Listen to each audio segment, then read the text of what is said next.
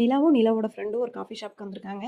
அங்க வந்து நிலா ஏதோ யோசிச்சு சிரிச்சுட்டே இருக்காங்க. எத பத்தி அப்டின்னா, சோழன் பண்ண சின்ன சின்ன விஷயங்கள் பத்தி தான். அந்த ஹாஸ்பிட்டல்ல நடந்த விஷயம். ஏன்னா, எல்லாத்தையுமே நம்ப வச்சிருப்பாரு. உண்மையான அது வந்து ஷூட்டிங் ஹாஸ்பிட்டல். ஆனா வந்து உண்மையான ஹாஸ்பிட்டல் மாரியே வந்து ஒரு நடிப்ப போட்டு ஏமாத்திருப்பாரு.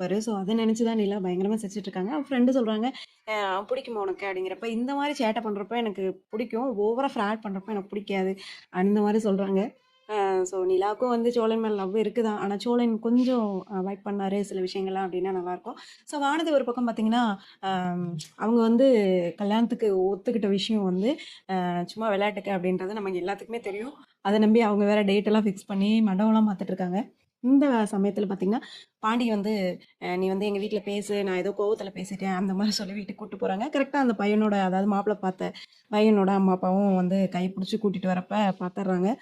இனிமே வந்து என்ன நடக்க போகுது? பாண்டி ஒருவேளை வானதி கூட்டிட்டு வீட்டுக்கு வந்துருவாரா? ஒண்ணும் புரியல. வெயிட் பண்ணி பார்ப்போம்.